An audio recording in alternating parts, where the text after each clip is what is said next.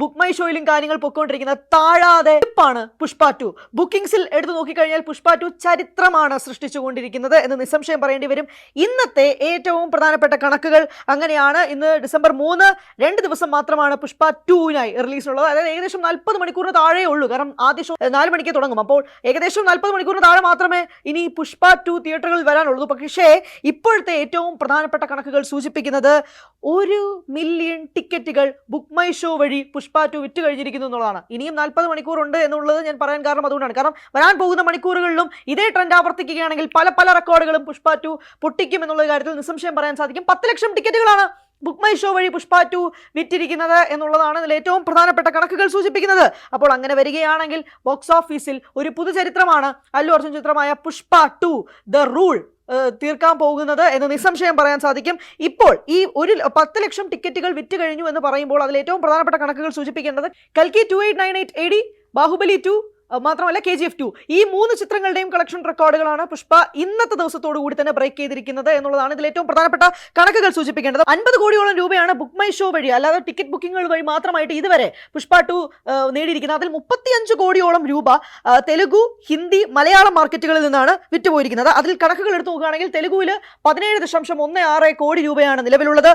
ഹിന്ദിയിൽ 12 കോടി രൂപയും മലയാളത്തിൽ കേരളത്തിൽ നിന്ന് 1 കോടി രൂപയാണ് ബുക്ക് മൈ ഷോയിൽ നിന്ന് മാത്രമായി, അതായത് പ്രീ ബുക്കിംഗ്സിൽ നിന്ന് മാത്രമായി പുഷ്പ നേടുന്നത്. ഏകദേശം പറയേണ്ടി വരും 500ഓളം തിയേറ്ററുകളാണ് കേരളത്തിൽ ചിത്രം റിലീസിനെത്തുന്നത്. അങ്ങനെ ഒരു വലിയ കളക്ഷനോട് കൂടി തന്നെ, ഒരു വലിയ കിക്ക് സ്റ്റാർട്ടോട് കൂടി തന്നെയാണ് പുഷ്പ 2 തിയേറ്ററുകളിലേക്ക് വരുന്നത് നിസ്സംശയം പറയാൻ സാധിക്കും. 4 മണിക്ക് ആദ്യ ഷോ ആരംഭിക്കുകയാണ്.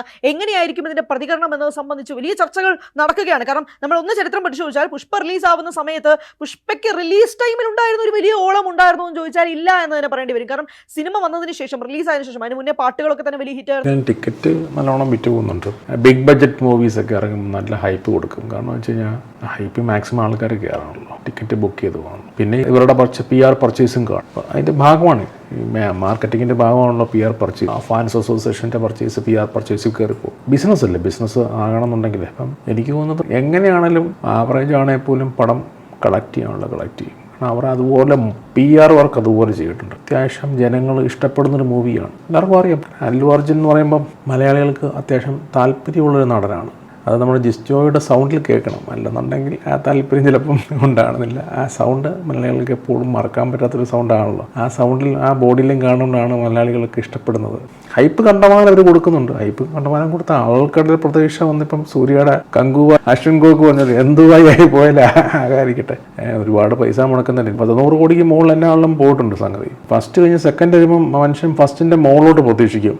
ഒന്നെന്നുണ്ടെങ്കിൽ ഫസ്റ്റ് തന്നെ കീപ്പ് ചെയ്ത് പോകണം, അല്ലെന്നുണ്ടെങ്കിൽ സെക്കൻഡ് കൊടുത്ത ഹൈപ്പിൽ തന്നെ വരണം. ഫസ്റ്റിനും താഴോട്ട് പോയി കഴിഞ്ഞാൽ മനുഷ്യൻ്റെ ഒരു പ്രതീക്ഷ പോകും. പിന്നെ അവർ നെഗറ്റീവ് പറയും. 2-3 ദിവസമൊക്കെ അല്ലേ ആ ഫാൻസിന് കയറി പറയാൻ പറ്റുള്ളൂ. ആ ആക്ടറിനെ ഇഷ്ടപ്പെട്ട് വരുന്നവരുണ്ടല്ലോ, അവരുടെ ഭാഗത്തുനിന്ന് നെഗറ്റീവ് അഭിപ്രായം വരും. പിന്നെ നമ്മളവരെ തെറി പറഞ്ഞിട്ട് കാര്യമില്ല, റിവ്യൂ വരും. പിന്നെ എല്ലാവരും അങ്ങോട്ടും ഇങ്ങോട്ടും റിവ്യൂവേഴ്സും ഫാൻസും തമ്മിലുള്ള തെറിവിളി, പിന്നെ ട്രോളുകളും അങ്ങനെ വന്ന് ഇപ്പം നമുക്കറിയാം ഗംഗുവായി എന്തുവായി.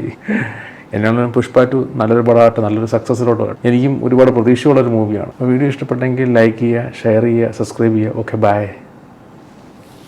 Take care.